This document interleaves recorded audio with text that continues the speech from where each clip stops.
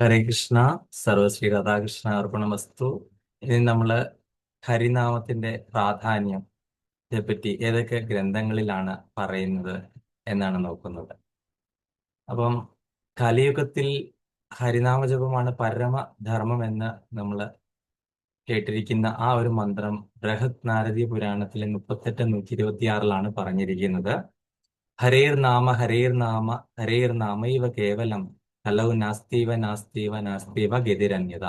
കലിയുഗത്തിൽ ഹരിനാമമില്ലാതെ മറ്റൊരു മാർഗമില്ല, മറ്റൊരു മാർഗമില്ല, മറ്റൊരു മാർഗമില്ല എന്ന് എടുത്തു പറഞ്ഞിരിക്കുകയാണ്. 3 പ്രാവശ്യം എന്തെങ്കിലും കാര്യം എടുത്തു പറയുകയാണെങ്കിൽ അതിന് മാറ്റമില്ല എന്നാണ്, അത് പരമസത്യമാണെന്നാണ് ശാസ്ത്രങ്ങൾ പറയുന്നത്.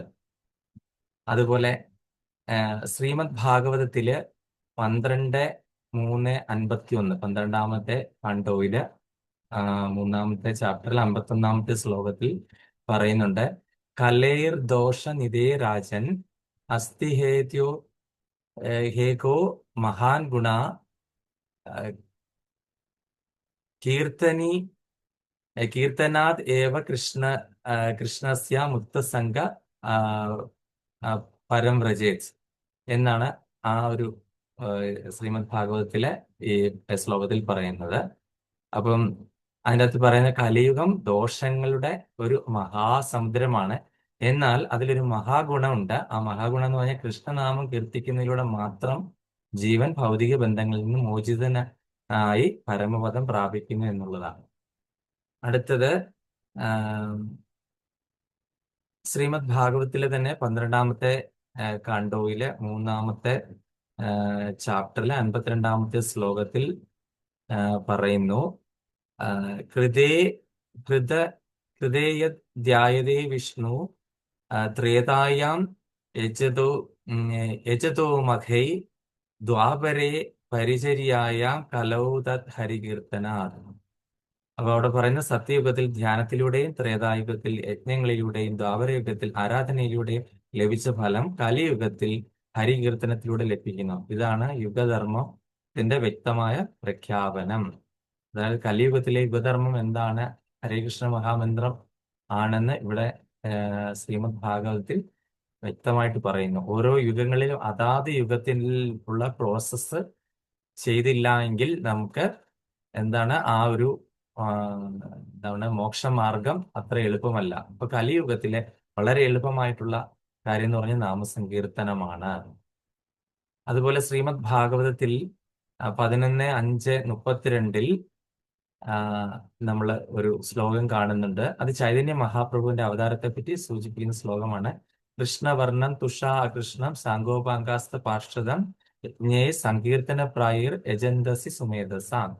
അതായത് കൃഷ്ണവർണ്ണം, അതായത് കൃഷ്ണന്റെ ഗോത്രത്തിൽപ്പെട്ട ആള് തന്നെയാണ്. വർണ്ണം എന്ന് പറഞ്ഞാൽ അതേ ഗോത്രത്തിൽ, അതായത് കൃഷ്ണൻ തന്നെയാണെന്നാണ് ഇതിന്റെ അർത്ഥം. കൃഷ്ണവർണ്ണം തുഷ അകൃഷ്ണം, പക്ഷെ കണ്ടാലോ കൃഷ്ണന്റെ നിറമല്ല, അകൃഷ്ണമായിട്ടാണ്. അകൃഷ്ണൻ എന്ന് പറഞ്ഞു കഴിഞ്ഞാൽ കൃഷ്ണൻ ശ്യാമവർണ്ണത്തിലാണ്, ഇദ്ദേഹം അകൃഷ്ണനായിട്ടാണ്, അതായത് സ്വർണ്ണവർണ്ണത്തിലാണ്.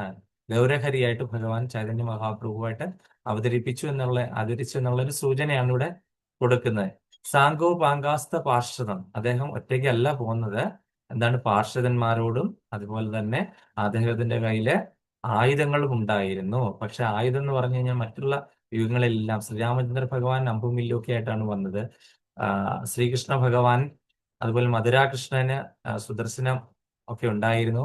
പക്ഷെ വൃന്ദാവന കൃഷ്ണന് ഓടക്കുഴലായിരുന്ന ആയുധം. ഇവിടെ ഭഗവാന് ആയുധം എന്ന് പറഞ്ഞ ഹരിനാമമാണ് ചൈതന്യ മഹാപ്രഭുവിന്റെ. യജ്ഞ സങ്കീർത്തന പ്രായർ യജന്ത സുമേധ. കലിയുഗത്തിൽ ബുദ്ധിമാന്മാരായിട്ടുള്ള ആൾക്കാര് നാമസങ്കീർത്തനം പിന്തുടരുന്നു. ബുദ്ധിമാന്മാരായിട്ടുള്ള യജന്തസി സുമേധസ, നല്ല ബുദ്ധിയുള്ള ആൾക്കാരൊക്കെ കലിയുഗത്തിൽ വളരെ ഷോർട്ട് കട്ട് ആയിട്ട് വളരെ എളുപ്പം ചെയ്യാൻ പറ്റുന്ന ആ ഒരു അതായത് നമുക്ക് ധ്യാനമോ അതുപോലെ യജ്ഞമോ ഒന്നും ചെയ്തു കഴിഞ്ഞാൽ കലിയുഗത്തിൽ അതിനൊരു പ്രത്യേകിച്ച് ഫലം കിട്ടില്ല. കാര്യം കലിയുഗം അങ്ങനത്തെ ഒരു യുഗമാണ്. അല്ല, ആയുസ് തന്നെ ഇവിടെ വളരെ കുറവാണ്. അപ്പൊ അതുകൊണ്ട് ഈ കലിയുഗത്തിൽ ബുദ്ധിയുള്ള ആൾക്കാർ എന്താണ്, നാമസങ്കീർത്തനം അനുവർത്തിക്കുന്നു എന്നാണ് ചൈതന്യ മഹാപ്രഭുവിന്റെ അവതാരത്തെ പറ്റി സൂചിപ്പിക്കുന്ന ശ്രീമദ് ഭാഗവതത്തിൽ പറഞ്ഞിരിക്കുന്ന ഈ ശ്ലോകത്തിൽ പറയുന്നത്. ഇനി അടുത്തത്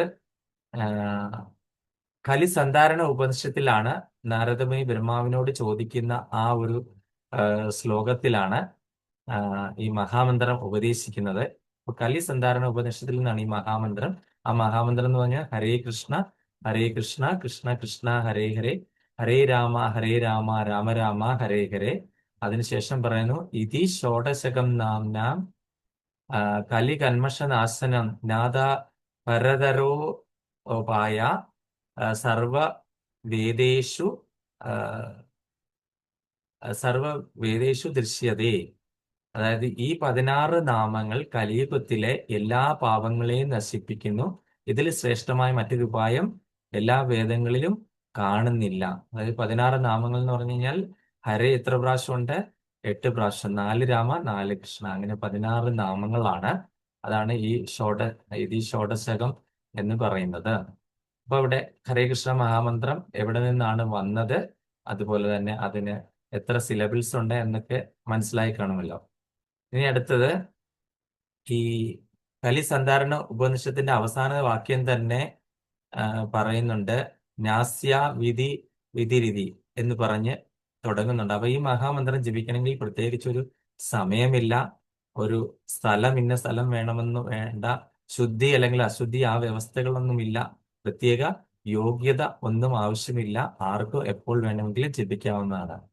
അപ്പം ശ്രീ ചൈതന്യ മഹാപ്രഭു അദ്ദേഹത്തിന്റെ ശിഷ്യാഷ്ടകത്തിൽ ചേതോദർപ്പണ മാർജനം ഭൗമഹ ദാവാഗ്നി നിർവാവണം ശ്രേയാ കൈരവ ചന്ദ്രികാ വിതരണം വിദ്യാവധു ജീവനം ആനന്ദാംബുതി വർദ്ധനം പ്രതിപദം പൂർണ്ണാമൃതാസ്വാദനം സർവാത്മാ സ്നവനം പരം വിജയതേ ശ്രീകൃഷ്ണ സങ്കീർത്തനം എന്ന് പറയുന്നു. അതായത് ശ്രീകൃഷ്ണ സങ്കീർത്തനം നമ്മളുടെ ഹൃദയത്തിലുള്ള എല്ലാ മാലിന്യങ്ങളെയും തുടച്ചു നീക്കി അത് പരിശുദ്ധമായിട്ടുള്ള കൃഷ്ണപ്രേമം തരുന്നു. ഭഗവാനെ തന്നെ നമുക്ക് നമ്മുടെ ഉള്ളിൽ കാണാനായിട്ട് സാധിക്കുന്നു. ഹരിനാമം ജപിച്ച് നമ്മളുടെ മുജ്ജന്മ കർമ്മ പാപ എല്ലാം പാപവാസനകളെല്ലാം മാറി കഴിഞ്ഞു കഴിഞ്ഞാൽ നമ്മുടെ ഉള്ളിൽ തന്നെ ഇരിക്കുന്ന പരമാത്മാവിനെ നമുക്ക് ദൃശ്യമാകുന്നു എന്നാണ് ഇതിന്റെ ഒരു ചുരുക്കം. അതുപോലെ തന്നെ നമുക്ക് പിന്നെ നമുക്ക് വിഷ്ണു സഹസ്രനാമത്തിൽ നമ്മൾ കണ്ടിട്ടുണ്ട്. വിഷ്ണു സഹസ്രനാമം എല്ലാവർക്കും തന്നെ അറിയാം. ആ വിഷ്ണു സഹസ്രനാമം പത്മപുരാണത്തിൽ ശ്രീ മഹാദേവൻ പാർവതി ദേവിയോടുള്ള ഉപദേശിക്കുന്നതായിട്ടൊരു ശ്ലോകം പറയുന്നുണ്ട്. അതിൻ്റെ അകത്ത് ശ്രീരാമ രാമ രാമേതി രമേ രാമേ മനോരമേ സഹസ്രനാമ തത്തുല്യം രാമനാമ വരാനം. അതായത് ശ്രീരാമ രാമ രാമ, 3 രാമന്റെ നാമങ്ങൾ 1000 വിഷ്ണുവിന്റെ നാമങ്ങൾക്ക് തുല്യമാണെന്ന് പറയുന്നു. അപ്പോൾ ഒന്ന് ആലോചിച്ച് നോക്കിയേ, രാമ രാമ എന്ന് 3 പ്രാവശ്യം നമ്മൾ പറഞ്ഞു കഴിഞ്ഞു കഴിഞ്ഞാൽ എന്താണ്? 1000 വിഷ്ണുവിന്റെ നാമങ്ങൾക്ക് തുല്യമാണ്.